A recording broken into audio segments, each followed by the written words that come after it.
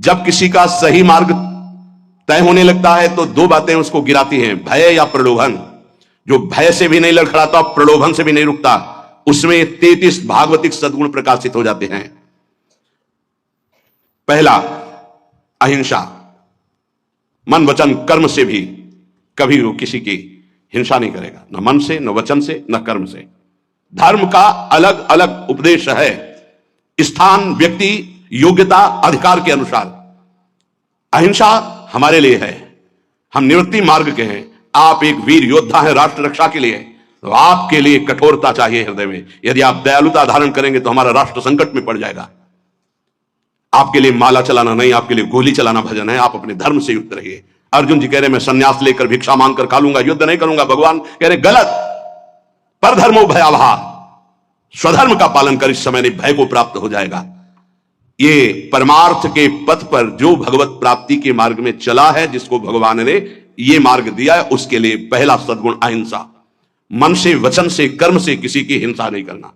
हिंसा और अहिंसा का निर्णय स्थान, अवसर, धर्म की स्थिति के अनुसार दिया जाता है, ना कि सार्वभौम। सार्वभौम अहिंसा का सिद्धांत नहीं चलेगा।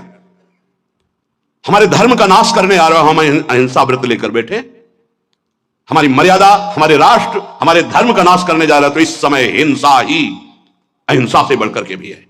ये समझना होगा। इसलिए बहुत विवेक परमार्थ में चाहिए।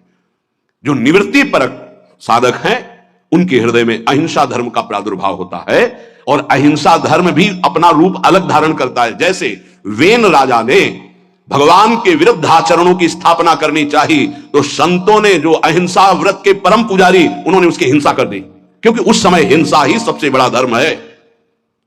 और उसके शरीर से फिर मत कर भगवान पृथु को प्रकट किया। ये बड़ा सूक्ष्म विषय, धर्म बड़ा सूक्ष्म विषय है। दूसरा, सत्य। मन से जो सोचा गया, वाणी से वही बोला गया, आचरण में वही किया गया, उसे सत्यवादी कहते हैं। सत्य वचन में जरूर होना चाहिए। तीसरा, आस्तेय, चोरी ना करना, कभी भी किसी की चोरी ना करना, यह भगवान के भक्त में आ जाता है। चौथा, ब्रह्मचर्य। अगर गृहस्थ है तो संयम के अनुसार ब्रह्मचर्य, एक नियत समय के अनुसार ब्रह्मचर्य। विरक्त है तो आजीवन अखंड ब्रह्मचर्य, ये लक्षण प्रकट हो जाता है। पांचवा, अपैशुन, कभी किसी की चुगली ना करना। ये साधक ध्यान दे, कभी किसी की चुगली ना करना। कैसे?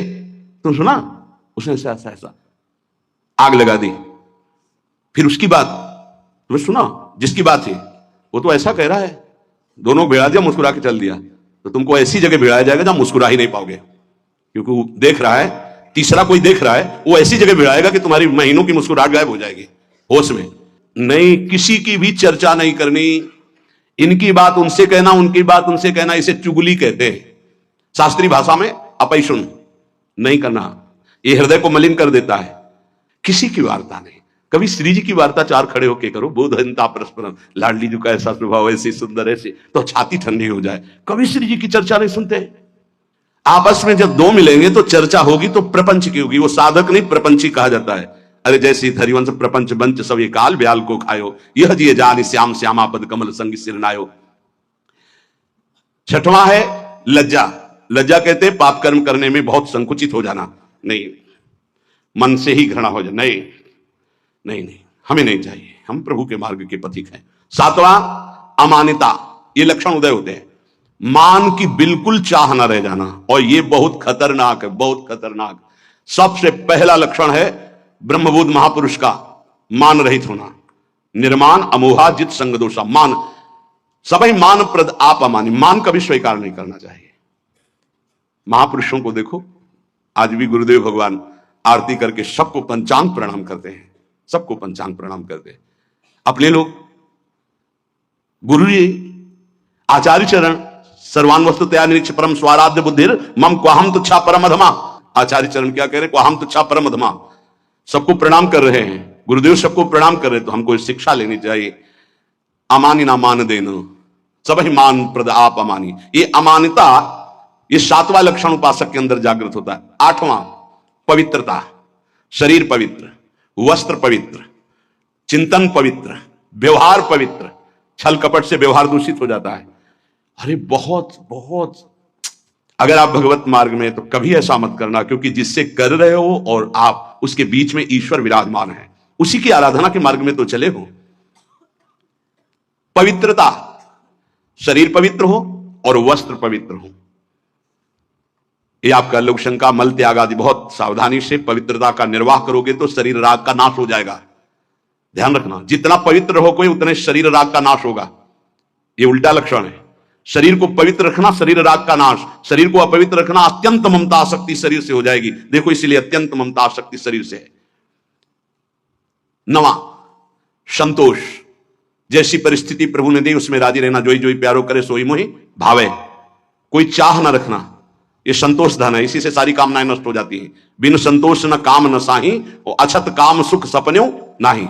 बिना संतोष के कामनाओं का नाश नहीं होता। तो उपासक के हृदय में संतोष आ जाता है, जैसा प्रभु ने दिया। आज सब्जी भी नहीं है, प्रभु की बड़ी कृपा है, रोटी अकेले पा ली। आज रोटी भी नहीं है, जल से काम चला लिया। किसी संत से किसी ने पूछा कि प्रसाद पाया? तो उनका नहीं, माधुकरी नहीं मिली। फिर क्या पाया? बोले पा लिया है। क्या पाया? बोले भूख को पा लिया है। आज प्रभु की इच्छा है से भूख को पा लिया है। संतोष, काहू सो कछु न चाहोगो, संतोष। 10वां, तितिक्षा, महान सहनशील। दूसरे के कट वचन, शरीर की पीड़ा, ऋतुओं का प्रभाव, अंदर की जलन, संतुष्टायन केनवा। तितिक्षा, ये महान लक्षण है भगवत प्राप्ति के मार्ग के पथिक का। जरा सी बात में विक्षिप्त हो जाना, चिड़चिड़ा स्वभाव कर लेना, नाना प्रकार की असत वृत्तियों में दौड़ जाना, यह साधक का स्वभाव नहीं होता। बड़े से बड़े कष्ट को हंसकर सहना, बड़े से बड़ी विपरीत परिस्थिति को मुस्कुरा के सहना, यह भगवान के पार्षद का लक्षण होता है। आप भगवान के पार्षद हैं, भगवत मार्ग के पथिक, चाहे गृहस्थी हो चाहे विरक्ति। 11वां, निष्कपटता। संत सरल चित जगत हित जान स्वभाव सने। संतों का स्वभाव, उनका सने, उनकी चित्त की स्थिति सरल होती है, कपट नहीं। निष्कपटता उनके हृदय में जागृत हो जाती है। 12वां, संत संग में अत्यंत गाढ़ प्रेम आसक्ति, यह पैदा हो जाए भगवत कृपा पात्र के अंदर। 12वां, संत संग, सत्संग। भागम भाग मच जाएगा, कैसे मैं सत्संग में आगे बैठूं जिससे मैं वक्ता के मुखारविंद पर चातक की तरह दृष्टि रख करके उनके वाक्यों का पान स्वाति की बूंद की तरह करूं। सच्चे श्रोता का लक्षण, मैं भाग कर जाऊं और उनको देखता रहूं और उनके वाक्य जो निकल रहे हैं उनका पान करूं श्रवणेंद्रिय के द्वारा। 13वां, संत सेवा की भूख, ये प्रकट हो जाती पक्का। मैं साधु हूं ऐसा नहीं रहता, यही रहता है भगवान कब ऐसी कृपा करेंगे कि संत सेवा हो जाए। एक साधक कह रहे थे कि जब संत सेवा होती है, उनके दर्शन सेवा का अवसर मिलता है, तो ऐसा लगता है कि ये कभी बंद ना हो और जीवन भर मुझे साधु सेवा मिलती रहे। बहुत अच्छा लगा कि हम लोग जब उनकी सेवा में खड़े होते तो एक अलौकिक आनंद मिलता है। संत सेवा की भूख जग जाना। बड़े भावुक जन होते हैं, बड़े भावुक जन होते हैं, इससे बहुत बड़ा प्रभाव पड़ता है, बहुत बड़ा हृदय में प्रभाव पड़ता है। एक संत थे जो कभी सेवा स्वीकार नहीं करते थे, तो बाहर उस समय शौच जाने को होता था, तो जहां वो बाहर शौच जाते थे, तो एक भगत थे, वो कभी शिष्य नहीं बनाते थे संत। तो कैसे सेवा करें, कहीं कुटिया में सेवा को तो अवसर ही नहीं था, तो जब शौच हो जाते तो शौच को गड्ढा खोद करके ऊपर से रथ से पाट देते। तो पहले जिस एरिया में शौच जाते थे तो उनको दिखाई देती थी पड़े साफ साफ एकदम ऐसे, महीनों हो गया। तो एक दिन छुप करके देखा तो कर नजदीक गए, कहा भाई ऐसी ये वृत्ति आप करते हो, मुझे पसंद नहीं, आप क्यों करते हो? उनका भगवान मुझे लगा था कि संत सेवा करना चाहिए, आप प्रगट में कोई वही उन्हीं को शिष्य बनाया और अपनी सारी आंतरिक धरोहर उनको सेवा से बहुत, पर सेवा ऐसी छुप कर या कोई जान ना पावे या उसको जनाने की चेष्टा ना हो, उससे मान सम्मान प्रियता प्राप्त करने की इच्छा ना हो, ये सेवा का भाव बड़ी कृपा से प्राप्त होता है। संदीपनी जी अपने गुरु जी की सेवा के प्रताप से ही जगत गुरु भगवान श्री कृष्ण के गुरु बनने का पद प्राप्त किया। सेवा में बड़ी सामर्थ्य है। स्वयं रघुनाथ जी गुरु सेवा संत सेवा के इतने इच्छुक कि विश्वामित्र जी की आज्ञा में रहे, उनके साथ साथ रहे, उनके चरण दबाए, उनके जिनकी आज्ञा का पालन समस्त वैदिक ब्रह्म ऋषि सिद्धांत पूर्वक करते हैं, वो प्रभु आज्ञा पालन कर रहे हैं विश्वामित्र जी की, हर कदम पर आज्ञा लेकर जा रहे हैं। 14वां, तप। तप कहते हैं मन में आए हुए विकारों को सह जाना, उसके अनुसार भोग क्रिया न करना, वो जो ताप होता है उसे सह जाना तप कहते हैं। अपने परमार्थ मार्ग में चलने में जो कष्ट मिलता है उसको हंस के सह जाना, उसे तप कहते हैं।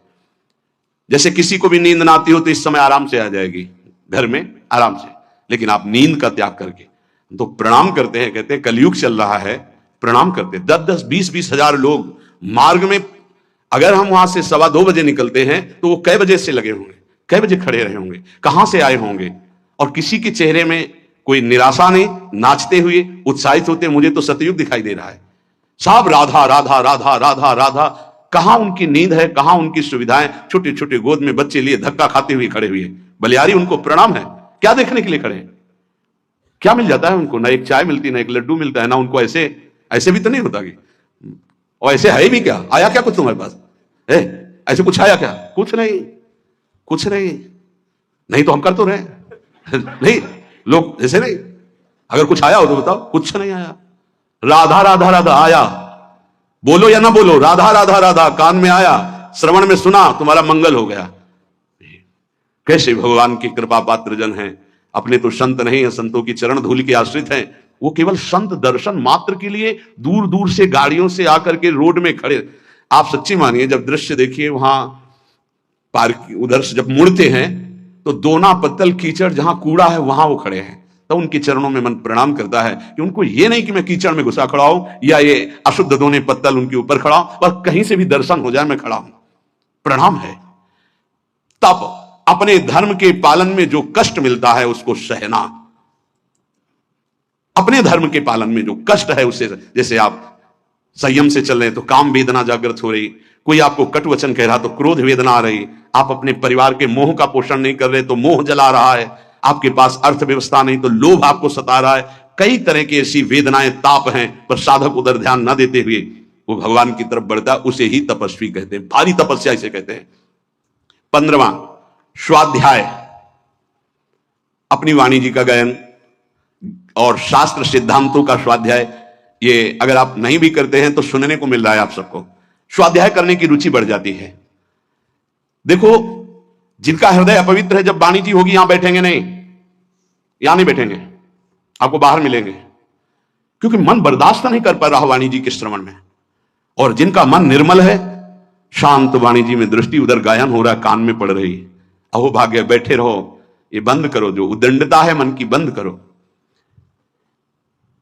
सम दम, सम इंद्रियों को बहिर्मुख होने से बचाओ और अंतर्मुख रखो। दम मन का निग्रह करो।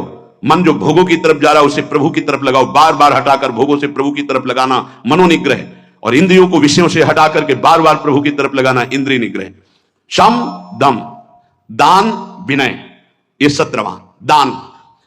अगर आपके पास 100 रुपए हैं, किसी को बीमार देख रहे हो, कष्ट में देख रहे हो, या साधु सेवा या गौ सेवा, जो हमारे धर्म के स्तंभ है, अगर 1 रुपए भी दे देते हो धर्म की कमाई का, तो बहुत बड़ा दान है। बेईमानी करके आप 1 लाख देते हो, उसका कोई महत्व नहीं है, क्योंकि वो बेईमानी करने जिसके पास जाएगा उसकी बुद्धि को भ्रष्ट करेगा। धर्म के द्वारा कमाया हुआ यदि 1 रोटी भी दे देते हो तो वो दान माना जाता है। और अगर कहीं ये मानकर दे देते हो कि आपकी वस्तु आपको समर्पित, तो सेवा बन जाती है। विनय, आपका व्यवहार विनय पूर्वक होना चाहिए। सबहिमान प्रद आप अमानी, विनय इसी में आएगा। हंस बोले बहुमान दे, तरुषम सहनशीलता होए, परम उदार काहे सब कोई, सोच नमन कबहू करे, कब? जब वृत्ति भगवदाकार हो जाए तब। नहीं, पहले प्रवचन में कहा है कि नारियल जैसा स्वभाव होना चाहिए, ऊपर से जटिल और कठोर और अंदर से मृदु। अगर ऊपर से मृदु रखोगे तो घायल हो जाओगे। तुम्हारी सामर्थ्य नहीं कि माया के आक्रमण को सह पाओ। एक बार जो तुम्हारी तरफ देखे, दोबारा प्रियता भरी नजर से ना तुम देखो ना वो देखे, जब तक भगवत साक्षात्कार। इसीलिए उत्तम साधकों को देखा गया गंभीर मुद्रा। हिम्मत ही नहीं पड़ेगी कि तुम उनसे संभाषण कर लो, पक्का तुम्हारी हिम्मत नहीं पड़ेगी कि बात करो। अगर तुम्हें श्री हरिवंश भी कहना है तो एक बार सोचना पड़ेगा, वही जाकर सिद्धावस्था को प्राप्त होते। पहले ही व्यवहार में विनम्रता और हंस बोले बहुमान दे, तो तुम्हारी सामर्थ्य नहीं कि तुम व्यवहार के प्रेम को पचा पाओ। विनय। 18वां आर्जव। आर्जव कहते हैं सरलता को। अंदर की सरलता बहुत उत्तम है, बाहर की कठोरता अति आवश्यक है साधक के लिए। बहुत जरूरी है। अगर बाहर से सरल हुए तो धोखा हो जाएगा। ये इसीलिए शास्त्र अनुभवी जिज्ञासु तभी ले पाएगा जब अनुभवी मिलेंगे, नहीं तो शास्त्र को सरल होना चाहिए। तो कैसा सरल होना चाहिए?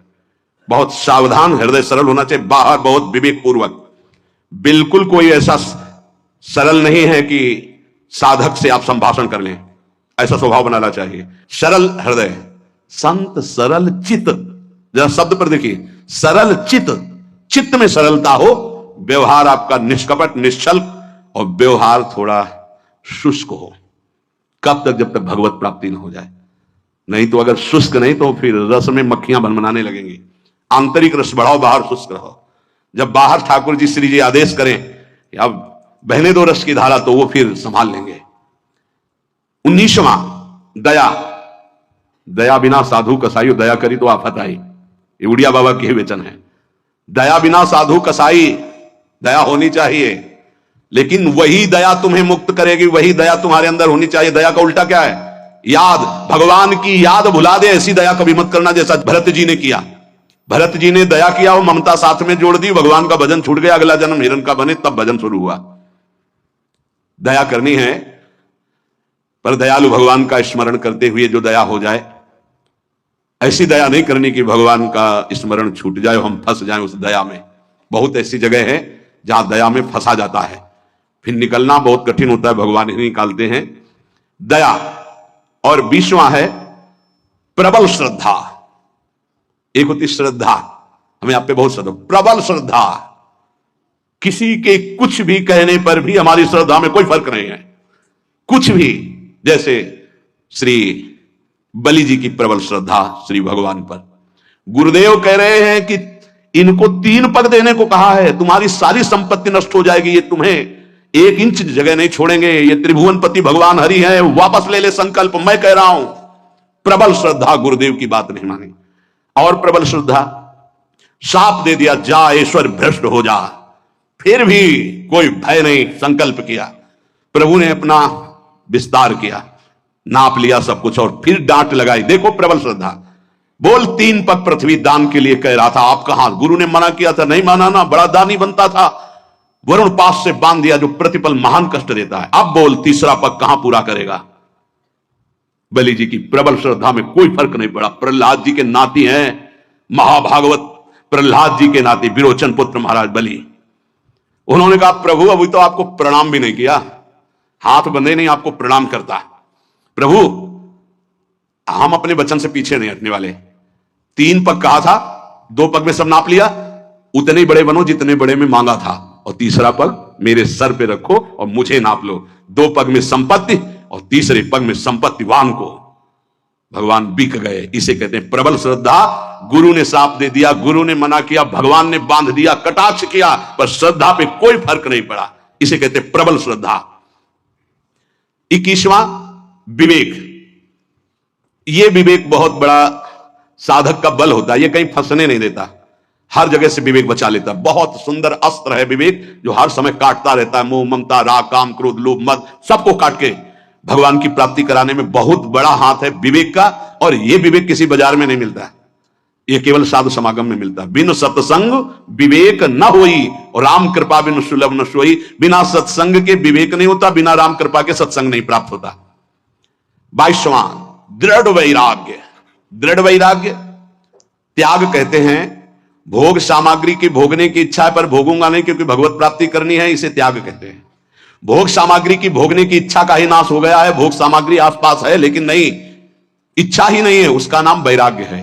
दृढ़ वैराग्य, यहां से लेके ब्रह्मलोक तक के किसी भी भोग की सामर्थ्य नहीं कि उस उपासक के मन को ललचा दे, चलायमान कर दे, उसे दृढ़ वैराग्य कहते हैं। यह जागृत हो जाता है। 23वां एकांत सेवन की रुचि, अंतर्मुख। एकांत सेवन की रुचि, अंतर्मुख। बाहर के लिए कमरे की बात नहीं है। यहां कमरे में भी बैठकर आप एकांत नहीं रहेंगे यदि अंतर्मुख नहीं है। विषय चिंतन कर रहे हैं तो आप बाहर ही हैं, एकांत नहीं। एकांत अपने इष्ट के चिंतन में निरंतर लगे रहना।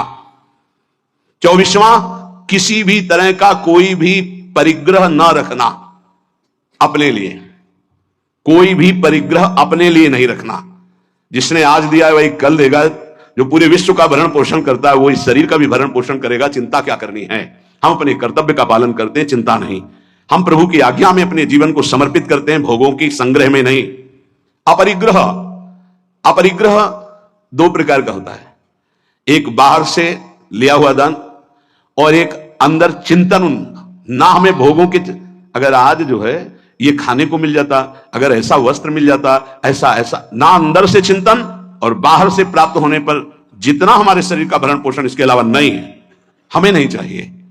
अगर वो उस पर महत्व बुद्धि है तो परिग्रह, परिग्रह है तो भगवान के अनुराग में बाधक है। अपरिग्रह बाहर और आंतरिक दोनों जगह से आशा शून्य हो जाना। आशा ही परमम दुखम नैराश्यम परमम सुखम अपरिग्रही का लक्षण है। बिना आशा के जो भोग प्राप्त हुआ है उसमें भी पहले विवेक के द्वारा देखना है कि धर्मयुक्त है कि नहीं, फिर विवेक के द्वारा निर्णय करना है साधना में सहयोगी है कि नहीं, फिर कितनी आवश्यकता है उतना उपभोग करना। 25वां समाधान, कई बार कहा है सत्संग में कि साध्य और साधन के विषय में साधक का समाधान हो जाना चाहिए। आपको पता है आपका साधन क्या है, आपको पता है आपके साध्य कौन है, बस साध्य निश्चित किए श्यामा श्याम, साधन उनके गुरुदेव के द्वारा जो दिया हुआ उपासना का मार्ग है, बस उसी पर। अब साध्य साधन के विषय में कोई प्रश्न नहीं, कोई संशय नहीं, चित्त का भगवदाकार हो जाना, अपने आराध्य देव में समर्पित हो जाना ही वास्तविक समाधान कहा जाता है। अब इस इष्ट के विषय में या साधन के विषय में कोई शंका नहीं, उसे समाधान कहते हैं। 26वां उपरति, वैराग्य के ऊपर का हिस्सा है। वैराग्य में तो भोग सामग्री है पर भोगने की इच्छा नहीं है। उपरति में भोग सामग्री है ऐसा बोध भी नहीं रहता, एकमात्र केवल परमात्मा बुद्धि, ये उपरति जागृत हो जाती है। 27वां भगवत तेज, जिससे सब भयभीत रहते हैं उसे भगवत तेज कहते हैं। कोई भी त्रुटि गलती करोगे, कोई भी धर्म विरुद्ध आचरण करोगे, तुम्हारा मन सामने आने के लिए नहीं कह पाएगा, तुम कटोगे, सामने नहीं आओगे। तुम्हारा अगर ज्यादा अपराध बन गया तो निंदा करने लगोगे, द्वेष करने लगोगे गुरुजनों से, क्योंकि तुम्हारे नाश का कारण बनेगा। भागवतिक तेज, जैसे श्री कपिल जी महाराज से सगर के जो 60,000 पुत्र थे, वहां आश्रम में घोड़ा बंधा हुआ था, उनको तो पता ही नहीं था, ध्यान में थे, किसी ने बांध दिया, उनको लगा कि इन्होंने तो उपद्रव मचा दिया, तो केवल देखा था, सोचा नहीं था, इतने में सब के सब भस्म हो गए। इसे भगवत तेज कहते हैं। दूसरा भगवत तेज का स्वरूप, घोर विषयी पामर नीच आचरण करने वाले की चित्त वृत्ति का परिवर्तन करके परमार्थ पे खड़ा कर देना, भगवत मार्ग में चला देना, इसको भागवतिक तेज कहते हैं। ये तेज महापुरुषों में अपराधियों के अपराध को रोक देना, मलिन वृत्ति को उठाकर भगवदाकार कर देना, ये जो तेज है ये भक्त में जागृत होता है, संतों में जागृत होता है, इसी से जगत मंगल होता है, इसी तेज से। जैसे किसी एक वैज्ञानिक ने, कल डॉक्टर कैंसर के और विज्ञान संपन्न थे, उन्होंने कहा मेरा विज्ञान आपकी इस प्रवचन में एक बात जो आई उसको स्वीकार नहीं करता कि किसी संत ने थूक दिया तो कैंसर ठीक हो गया। मैं उसका बहुत बड़ा मर्मज्ञ हूं कैंसर का, उसका ऑपरेशन किया जाता है, फिर वो बढ़ता ही रहता है, वो मार के ही छोड़ता है, चाहे 1, 2 वर्ष 4 वर्ष उन्हें मरना पड़ता है। पर आपने कहा कि कैंसर का उन्होंने थूक दिया तो कैंसर ठीक हो गया, तो तुम्हें आश्चर्य लगा, तुम्हारा ज्ञान विज्ञान काम नहीं करता। तो एक साथ में और बात सुनी होगी कल कि उन्होंने फिर अपने पैर पे उसके लिया और उस पैर में वो कैंसर इतना बढ़ा कि उसको अपना चरण जो है वो कटवाना पड़ा। पूरी बात सुनोगे तो प्रश्न उत्तर नहीं होगा। अब तुम्हारे अंदर ये सामर्थ्य नहीं कि तुम दूसरे के प्रारब्ध को ट्रांसफर कर लो अपने ऊपर, लेकिन उन महापुरुषों में सामर्थ्य है, इसे भगवत तेज कहते हैं। तुम विज्ञान पढ़ लिखकर बुद्धि की धरा से प्राकृतिक वस्तु के केवल जानकार हो सकते हो, लेकिन जिसने बुद्धि सच्चिदानंद में लगा दी है, वो प्राकृत दिव्य चिदानंद भाव को तुम प्राकृतिक बुद्धि से कैसे तोल सकते हो? तुमको क्या पता? अगर हम ये घटना बता दी तो तुम्हें समझ में आ रहा है, हजारों के दोषों और पापों को स्वयं संत लेकर कुछ संकल्प से, कुछ भजन से, कुछ भोग कर नष्ट करते हैं, कर रहे थे और करते रहेंगे। तुम्हें क्या पता है इसको? तुम्हें पता है जो भगवान के भजन में लगे हुए हैं उनके प्रारब्ध की धज्जियां तो भजन से उड़ जाती हैं। वो जो क्षण क्षण कष्ट भोगते रहते हैं, ये शरणागति का प्रभाव है। आपको स्वीकार करके आपके सारे पापों को भस्म करते, तभी आप कदम आगे बढ़ा पाते हो परमार्थ में। इस रास्ते को बताया नहीं जाता। ये जितने बड़े बड़े महापुरुष हैं जिनकी शरण में अपने लोग होते हैं, वो पहले हमारे प्रारब्ध को भोगते हैं, उसको काटते हैं भजन के द्वारा, तप के द्वारा। जो प्रबल होते हैं उनको शरीर में भोग करके। ये विज्ञान क्या जान पाएगा इस विषय को? आज भी करह में पत्थर पूज रहा जिसमें बाबा रामदास जी बैठकर भजन करते थे। कैसे तुम संतों की विज्ञान जान पाएगा, संतों की महिमा? क्योंकि जितनी तुम बुद्धि लगा रहे हो वो सब प्राकृतिक ब्रह्मा के द्वारा रची हुई है। और जहां ब्रह्मा की भी बुद्धि काम नहीं करती है, जैसे भगवान बाल रूप जब थे तो सखा भी बने और बछड़ा भी बने, उन भगवान में जिनकी बुद्धि लगी उनको कैसे जाना जा सकता है? कोई आश्चर्य नहीं है। संत जन भगवान के विधान में अपने मन को रखते हैं। नहीं तो हम आपको सच्ची बताएं, विश्व में उनके जो हृदय की बात है तो ना कोई रोगी हो ना कोई माया में फंसे। भाई जी हनुमान प्रसाद पोद्दार जी से कहा आप भगवत साक्षात्कार करा सकते हैं, उनका पक्का, लेकिन प्रभु का ऐसा विधान नहीं। हम सच्ची कहते हैं, किसी से नहीं कहते कि भजन करो, हम सबको राधा कृष्ण के दर्शन करा देते हैं, पर मालिक का विधान नहीं है। क्योंकि मालिक जैसा खेलना चाहता है जमूरा, वैसे ही उसके साथ खेलेगा। हम उनके दास हैं। प्रहलाद जी ने स्पष्ट देख लो, नरसिंह भगवान से कहा मुझे आपकी कृपा है पर्याप्त, मुझे नहीं चाहिए अब कोई वरदान। आपके चरणामृत और नाम जप आपकी कथा से हमारा सब हो जाएगा। हम इनके लिए रो रहे हैं जो माया में फंसे इनको। तो भगवान ने बुला के लाओ किसी को जो बैकुंठ चलना चाहता हो। ये कोई नहीं तैयार हुआ बैकुंठ में, कोई नहीं तैयार हुआ। सच्ची मानो, संत जो भगवत प्राप्त महापुरुष हैं अभी भगवत साक्षात्कार करा दे, पर आपके अंदर चाह नहीं है, आप माया में आ सकते। एक सुकरी मिली, सुकरी से कहा कि तू यहां कितना कष्ट सह रही, चल बैकुंठ। बोले चल तो तू बैकुंठ, लेकिन यहां जो विष्ठा मिलता है बैकुंठ में मिलेगा? बोले नहीं, वहां नहीं मिलेगा। बोले नहीं जाना बैकुंठ। हमारी आसक्ति विष्ठा तुल्य भोगों में इतनी हो चुकी कि हम बैकुंठ को भी तिरस्कृत कर रहे हैं। हाँ कर रहे हैं, देख लो, ये जीवन भगवान की प्राप्ति के लिए मिला है। संतों की सामर्थ्य में संशय नहीं है, हम उनके सामर्थ्य का सदुपयोग करना नहीं जानते। अगर करुणा में संतों की आज्ञा पे केवल चल दो तो परम पद प्राप्त हो जाए, प्रिया प्रीतम प्राप्त हो जाए, ये उनमें तेज जागृत होता है। 28वां क्षमा, बड़े से बड़े अपराधी को क्षमा कर देना, ये संत स्वभाव में। 29वां महान धैर्यशाली। 30वां अद्रोह, किसी से कभी भी कहीं भी दुश्मनी नहीं उनकी होती, कहीं भी द्रोह नहीं होता। बड़े बड़े संतों से द्रोह की लीलाएं इस जगत ने की है। वो अपने आप को कष्ट लेकर के सह गए, लेकिन किसी को कष्ट नहीं दिया। पक्का भारी से भारी जीवन में देखा गया संतों के द्रोह करने वाले भी भगवान के बल से बलवान हो जाते हैं और द्रोह करते। अरे यहां तक कि अंतिम लीला तक प्रहार की लीलाएं हुई, जिससे पूज्य पादुड़िया अंतिम लीला करके दिखा दिया। जिस सर पर सैकड़ों बार अभिषेक हुआ, चंदन तुलसी पत्र आदि चढ़ते रहे, उन्हीं पर गड़ासा चला तो भी ओम और भगवत प्राप्त। अद्रोह। और 31वां अभय, भक्त में कभी भय नहीं रहता। जब तक पापाचरण करोगे तब तक निर्भय नहीं हो सकते, कोई भी हो, कहीं भी हो, कैसा भी हो। भक्त में अभय स्थिति जागृत हो जाती है। और 32वां है किंचन मात्र अहंकार नहीं रह जाता, अहंकार भगवत स्वरूप हो जाता है। और 33वां परम शांति को प्राप्त हो जाता है। ये सही ढंग से मार्ग में चलने वाले उपासक के अंदर 33 सद्गुण जागृत हो जाते हैं, जो साक्षात भगवान से अंश मात्र में उतरते हैं भक्त पर। अहिंसा, सत्य, अस्तेय, ब्रह्मचर्य, अपैशुन, लज्जा, अमानिता, शौच, संतोष, तितिक्षा, निष्कपटता, सत्संग, साधु प्रेम, साधु सेवा और तपस्या, स्वाध्याय, सम, दम, विनय, आर्जव, दया, श्रद्धा, विवेक, वैराग्य, एकांत सेवन, अपरिग्रह, समाधान, उपरति, तेज, क्षमा, धैर्य, अद्रोह, अभय, निरहंकारता और शांति, ये सद्गुण जो भगवान में विराजते हैं वो अंश रूप से भक्त में आ जाते हैं। हमें चाहिए मन वचन कर्म से इस बार हम निकले इस माया दलदल से, अपनी दैन्यता जो भोगों की बनाए हुए हैं, जो अपने में हीन भाव, हम गृहस्थ हैं, हम विषयी हैं, हम पापी हैं, अरे कुछ नहीं, हम भगवान के हैं। 100 बार हार करके भी अगली छलांग भगवान की तरफ मारेंगे और हम निकलेंगे इस प्रपंच से। कोई भी घबराने की जरूरत नहीं। गलतियां सबसे होती जो इस भूमि में पैदा होता है। भूमि पर ढाबर पानी तिम जीवन माया लपटानी। नहीं, पीछे नहीं हटना, निराश नहीं होना, उदास नहीं होना, हर कदम राधा राधा राधा आगे बढ़ाना है और हमें इसी जन्म में भगवत प्राप्ति करनी। शेष